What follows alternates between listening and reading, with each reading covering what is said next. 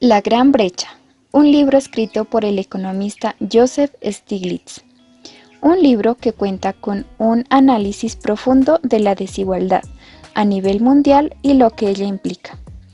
En este orden, miraremos en la primera parte grandes ideas, en la segunda parte reflexiones personales, en la tercera dimensiones de la desigualdad, en la cuarta parte las causas de que aumenten las desigualdades en Estados Unidos, en la quinta parte las consecuencias de la desigualdad, en la sexta parte la política, en la parte 7 las perspectivas regionales, en la parte octava cómo poner a Estados Unidos a trabajar de nuevo. En la primera parte, Grandes Ideas, en su primer artículo del 1% por el 1% para el 1%, menciona que el 1% más rico se queda con una cuarta parte de los ingresos del país cada año. Menciona que la economía no puede ir bien por dos razones. Primero, la desigualdad y segundo, por las distorsiones. Agrega que una economía moderna necesita de una acción colectiva, donde el gobierno invierta en infraestructura, educación y tecnología. Finalmente, hace la pregunta, ¿cómo fuera si las normas entre los países fueran en relación con los trabajadores? Si esto fuera así, los gobiernos ofrecerían seguridad económica, impuestos bajos para asalariados, buena educación y un ambiente más limpio. En el artículo El problema del 1% menciona los problemas de este sector, como es el problema del consumo, el problema de la captación de renta, el problema de la justicia y el problema de la confianza. En el siguiente artículo, el crecimiento lento y la desigualdad son decisiones políticas. ¿Podemos escoger otra cosa? Menciona que la excesiva riqueza de la parte superior se debe a las explotaciones del poder monopolístico, las leyes de gestión de empresas, el sector financiero, que han manipulado el mercado con préstamos abusivos y las tarjetas de crédito. Habla también de la excesiva pobreza de la parte inferior de la escala en rentas, la cual se debe a la discriminación económica, falta de educación y sanidad para los niños. Resalta que la fuerza de Estados Unidos ha residido siempre en su poder blando y que para escoger otra opción es necesario aplicar los principios básicos de la política fiscal, como son, primero, es mejor gravar con impuestos las cosas malas que las buenas, y segundo, es mejor gravar los factores de lo que la economía llama la oferta inelástica. Continuando con la primera parte, en su artículo La desigualdad se globaliza, habla sobre el Foro Económico Mundial celebrado en el año 2013 en Davos, Suiza, donde resalta el discurso de Christine Lagarde, la directora del Fondo Monetario Internacional. En el discurso hace énfasis en la preocupación por la mujer y también en la desigualdad y en la inestabilidad. En el artículo La democracia en el siglo XXI cita a Thomas Piketty con su libro El capital en el siglo XXI. Las rentas y la riqueza en lo alto de la escala social, lo cual se puede lograr con unos simples cambios, como es los impuestos sobre las plusvalías y las transmisiones. También, más gasto para asegurar el acceso a la educación. Una imposición más estricta de las leyes antimonopolio. Rentas en el gobierno corporativo. Y finalmente, regulaciones financieras. Continuando con la propuesta de Thomas Piketty, dice que la desigualdad es la consecuencia natural del capitalismo. La propuesta de Piketty para remediar las desigualdades se basa en los impuestos. Propone un impuesto mundial sobre el patrimonio. Hablando de valoración de propuestas fiscales, es necesario tener en cuenta los principios generales. Primero, es mejor gravar con impuestos las cosas malas que las buenas, por ejemplo, la contaminación. Segundo, mejor grabar cosas como la tierra, el petróleo y otros recursos naturales que no desaparecen cuando tienen que pagar impuestos. Tercero, los incentivos son importantes. Con estos simples cambios se reduciría la desigualdad y aumentaría la igualdad de oportunidades. El autor también propone, en primer lugar, que no se debería considerar que las reformas de las deducciones son las únicas formas de recaudar dinero. En segundo lugar, gravar las emisiones de carbono es otra forma de poder recaudar cantidades importantes de dinero. Juntas estas propuestas permitirán avanzar de verdad hacia la reducción de la desigualdad. Menciona que no es necesario eliminar el capitalismo, sino que es necesario eliminar las distorsiones de mercado del capitalismo de pacotilla. En la segunda parte habla sobre algunas reflexiones personales. En su artículo La influencia de Martin Luther King en sus ideas económicas, menciona que Martin Luther King comprendía que la lucha para la justicia social era un combate muy amplio, no solo contra la segregación y la discriminación racial, sino para obtener más igualdad económica y justicia para todos.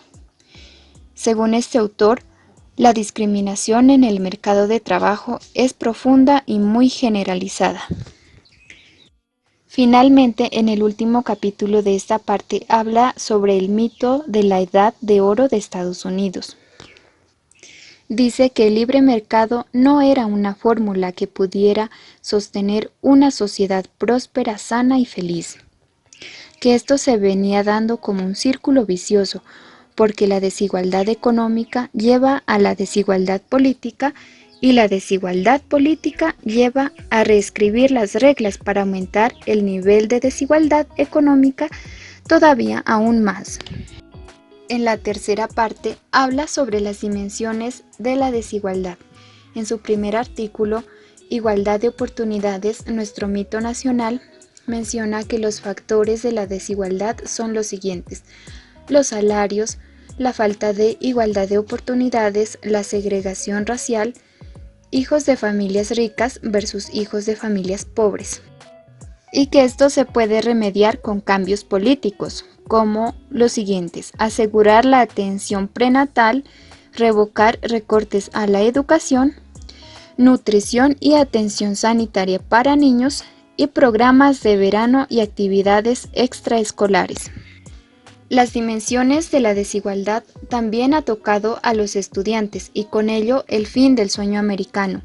Menciona que la educación es cada vez más inaccesible para quienes no han nacido en la riqueza, los cuales han tenido que acudir a préstamos educativos. En el siguiente artículo, Justicia para algunos, menciona la frase Estado de Derecho, donde el Estado debe proteger al débil frente al fuerte y garantizar un trato justo para todos. Habla también del elemento seguridad de la propiedad y pone un ejemplo. Si una persona debe dinero de su casa, el banco no puede quitársela sin procedimiento legal. Sin embargo, en Estados Unidos ha sucedido lo contrario. El ritmo de las ejecuciones inmobiliarias se iba acelerando si el gobierno no hubiera intervenido. En este aspecto menciona un procedimiento especial para bancarrotas, las cuales permiten una rápida reestructuración de la deuda y la transformación en parte de ella en bonos. Sin embargo, los prestamistas no están de acuerdo con esta ley porque infringirían en sus derechos de propiedad. Finalmente menciona que el sistema legal es una caricatura y pueden seguir llamando Estado de Derecho, pero no sería un derecho que proteja al débil frente al fuerte, sino que permitiría que el fuerte explote al débil.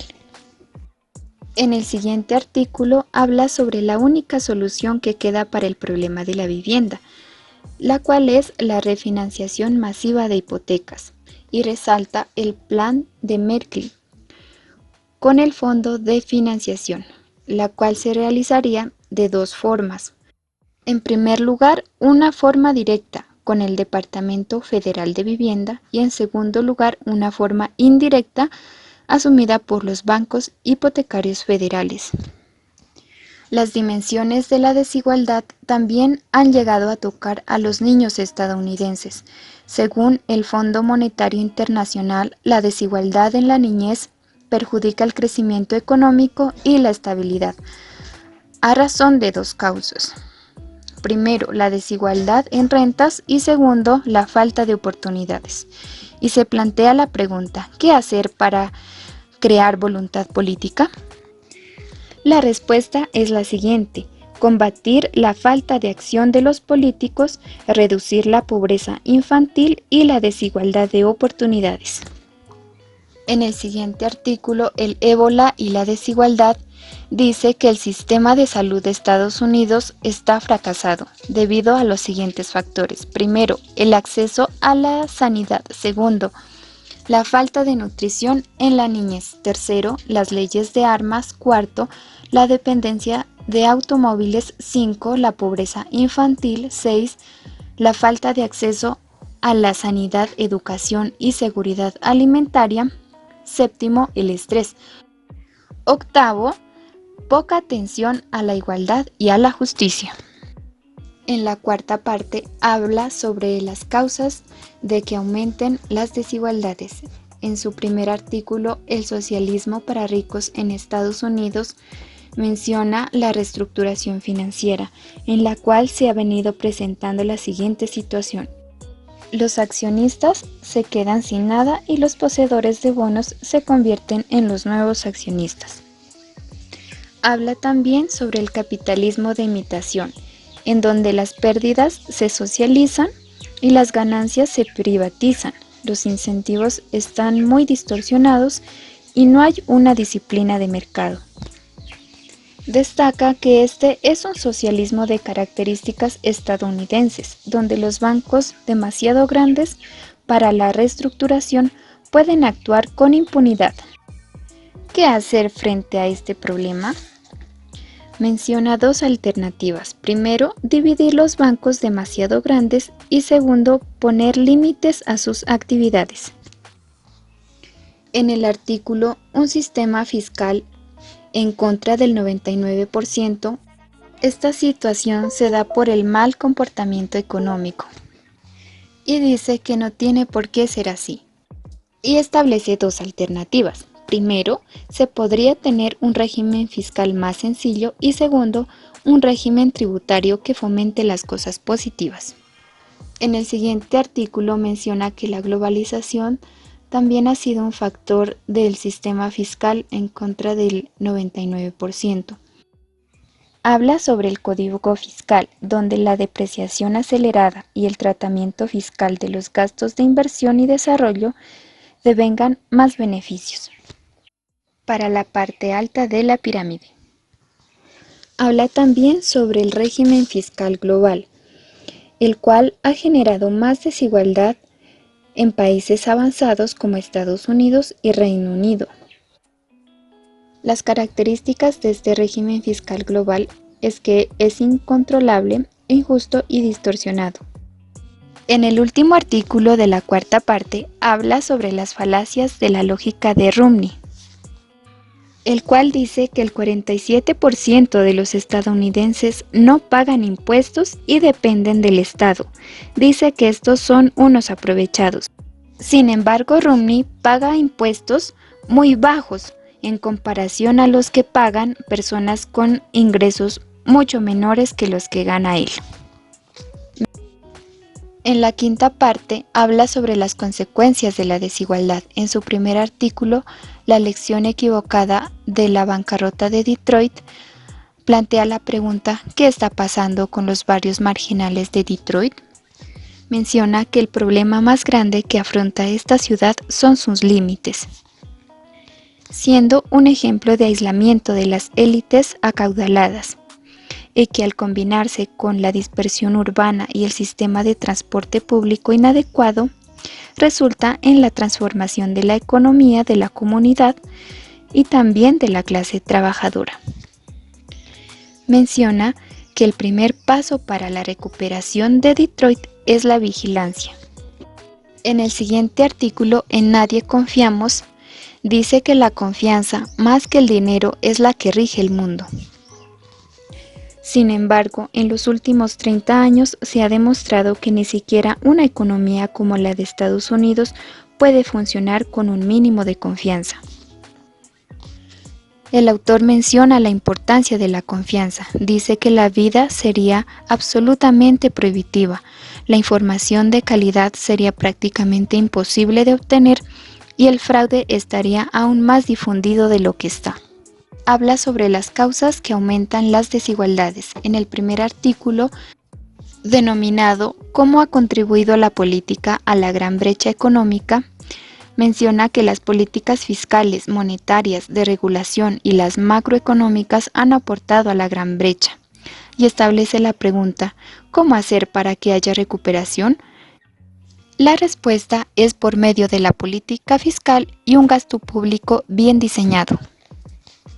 En el siguiente artículo, ¿por qué Janet y no Larry Summers?, establece la controversia en torno al próximo director de la Reserva Federal. Dice que Janet es una candidata con una experiencia y criterio muy cualificada. Sin embargo, Summers es un candidato sinónimo de desregulación financiera, puesto que cuando era representante del Departamento del Tesoro, apoyó la desregulación bancaria y a la vez apoyó la liberación de los mercados. En el siguiente artículo, La demencia de nuestra política alimentaria, habla sobre los recortes de programas de alimentación para las personas más pobres, destinando los recursos a enormes subvenciones agrícolas para agricultores ricos. En consecuencia, hubo mayor exportación y los precios a escala global perjudicaron a los agricultores pobres del mundo entero. Explica además que las subvenciones dedicadas a maíz y soya suponen alimentos poco saludables y muy baratos. Es por eso que en Estados Unidos existe la paradoja del hambre, además de altas tasas de obesidad y diabetes tipo 2. En el siguiente artículo, De la mano de la globalización, habla sobre los acuerdos comerciales y plantea la pregunta si en realidad generan empleo. Y pone un ejemplo, como es el TPP por sus siglas, o Acuerdo Estratégico Transpacífico, donde los países más desarrollados imponen normativas multinacionales frente a los países en vías de desarrollo. En consecuencia, estos acuerdos han contribuido a la desigualdad, enriqueciendo a las grandes empresas, y esto no ha ayudado a quienes se encuentran en la parte inferior de la pirámide. Continúa con el artículo La farsa del libre comercio, donde menciona que los acuerdos comerciales incrementan la desigualdad y pone un ejemplo del comercio entre China y Estados Unidos. Menciona que cuando China vende bienes intensivos de trabajo a Estados Unidos, hace aumentar la mano de obra en China y reduce la mano de obra estadounidense. A la vez se incrementan los salarios en China y disminuyen en Estados Unidos. Las localidades se han visto muy afectadas por las importaciones chinas debido a que han sufrido desempleo y bajos salarios.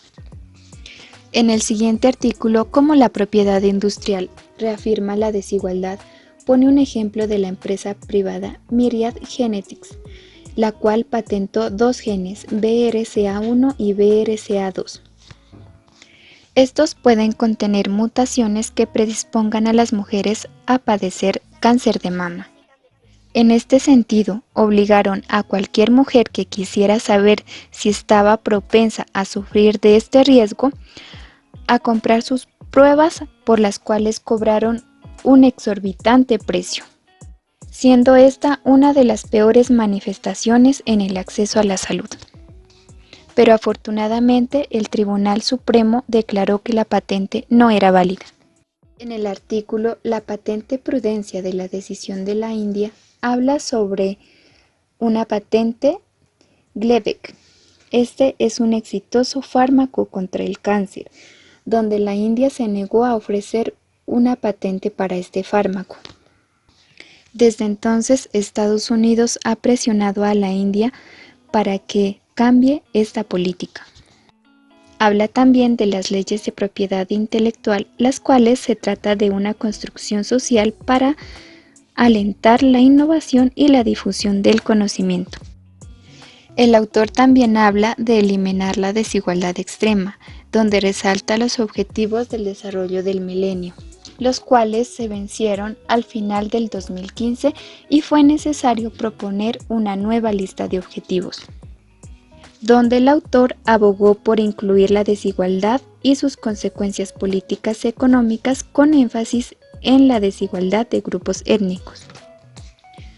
En el artículo La crisis después de la crisis menciona sobre los efectos del cambio climático, donde menciona que si se hubiera invertido en este tema, la desaceleración económica hubiera sido menor y hubiera mayor fortaleza para afrontar el calentamiento global. Sin embargo, la crisis empeoró, porque la Reserva Federal y las administraciones solo se centraron en ayudar a la banca. Continuando con la séptima parte, sobre las perspectivas regionales, en su primer artículo, El milagro de Mauricio, el cual es un estado del Océano Índico y tiene una historia de mucho éxito, debido a la influencia del modelo de desarrollo de Asia Oriental, que se enfoca en el mercado dirigido al beneficio en conjunto de la sociedad y en sí con una prosperidad compartida. Habla también sobre las lecciones de Singapur. Singapur es un pequeño estado isleño en Asia Oriental y ocupa el 9º puesto entre los países de ingresos más elevados del mundo. Esto debido al Fondo de Providencia, también a que proporcionó enseñanza universal, también propuso programas estatales progresivos y fomenta la conservación de espacios verdes. En el artículo Japón debería estar alerta, menciona que en Japón se ha venido produciendo cambios en la economía, porque se ha tenido que someter a reformas de mercado. Además, ha tenido que afrontar dos problemas, como es una deuda elevada y una población envejecida. Continuando con las perspectivas regionales de Japón, en su artículo, Japón es un modelo, no una fábula moralizante, destaca las políticas de Abe las cuales se centran en 3 pilares. Primero, no se puede depender de la política monetaria. Segundo, es preciso estimular la economía mediante la política fiscal. Y tercero, las políticas estructurales que favorecen el crecimiento. En esta parte habla también sobre China y su hoja de ruta, donde cada 5 años China elabora esta hoja para dar orientaciones de cara al periodo venidero, con el fin de crear una sociedad más armoniosa. Continúa con la reforma del equilibrio entre Estado y mercado en China. Resalta los programas contra la pobreza de mayor éxito, el cual se debe a que China adelantó reformas hace más de 3 décadas. Sin embargo, China también cuenta con unos problemas, como es demasiado mercado e insuficiente Estado. Este gran mercado ha agravado la contaminación, poniendo en riesgo y en peligro el ambiente, además de la vida a nivel mundial.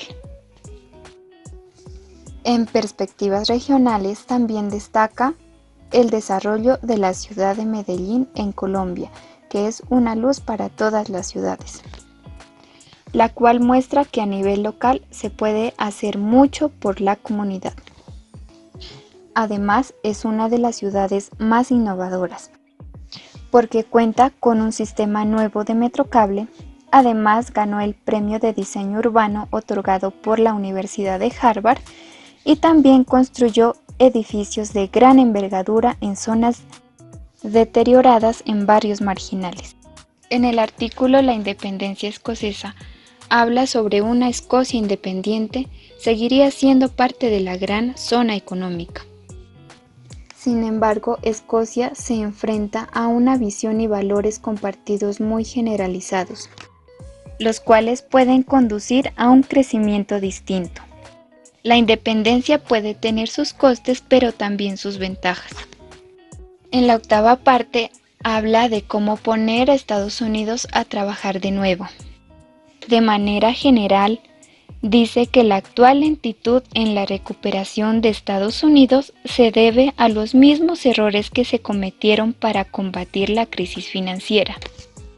Además, las políticas monetarias clásicas se equivocaron y no supieron dar una respuesta adecuada a la desigualdad.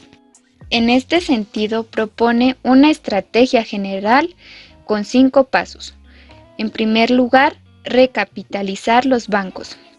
Segundo, cortar la oleada de ejecuciones hipotecarias. Tercero, aprobar un estímulo eficaz. Cuarto, restablecer la confianza mediante la regulación. Quinto, crear un organismo multilateral eficaz con una economía conectada, para la cual se necesita una mejor supervisión a nivel mundial. Finalmente menciona que es necesario trabajar para garantizar el respeto y la confianza en las instituciones estadounidenses. Este es el camino más adecuado.